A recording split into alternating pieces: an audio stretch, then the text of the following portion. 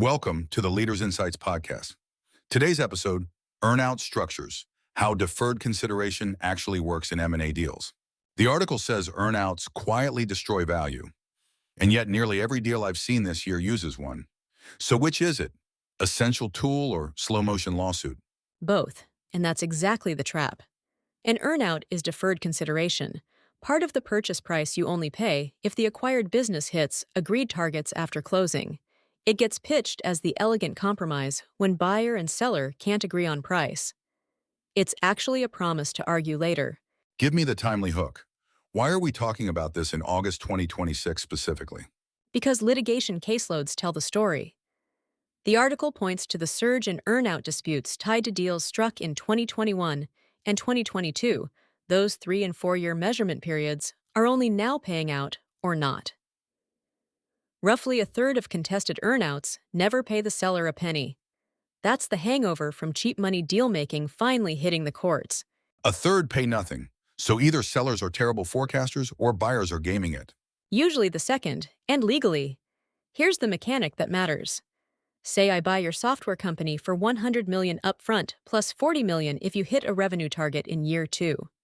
The moment the deal closes, I control your business. I decide whether to hire salespeople, cut R&D, fold your product into mine. Every one of those choices moves the number you get paid. So the person writing the check controls the scoreboard. Exactly. And the classic move isn't sabotage. It's integration. I merge your sales team into mine, and suddenly nobody can tell whose revenue is whose. The metric the earnout depends on stops existing as a clean number. That's how value quietly evaporates. Not malice, just accounting fog. Name a real one. This can't all be hypothetical. The textbook case is earnout litigation around Fortis Advisors versus Johnson & Johnson, the Auris Health surgical robotics deal. Sellers were owed up to $2.35 billion in milestone payments. They sued, claiming J&J deliberately delayed the product's regulatory path to dodge the earnout. That's billions turning on how hard a buyer tried. Courts hate refereeing effort. So what makes an earnout that actually works, rather than one that ends up in Delaware Chancery Court? 3 things, and skip any of them at your peril. First, pick a metric the buyer can't manipulate. Revenue is better than profit because profit runs through the buyer's cost decisions. Gross bookings are better still. Second, keep the period short, 12 to 24 months. The longer the runway, the more the business gets absorbed, and the metric gets muddy. Third, write covenants.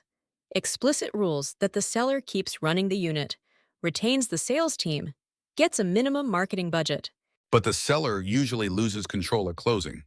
Aren't those covenants just wishful thinking? They're wishful if they're vague. Buyer will operate in good faith is worthless. Wait. Good faith is undefinable, and every litigator knows it. What works is specificity.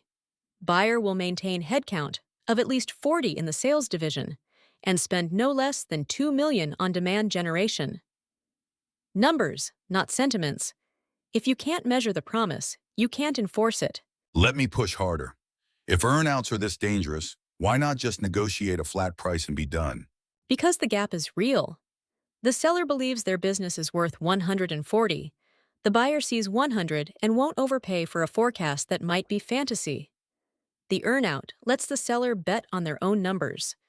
When it's structured right, short window, clean metric, hard covenants, it genuinely bridges honest disagreement. The problem is, people use it to paper over a deal that shouldn't happen at all. So it's a symptom as much as a solution.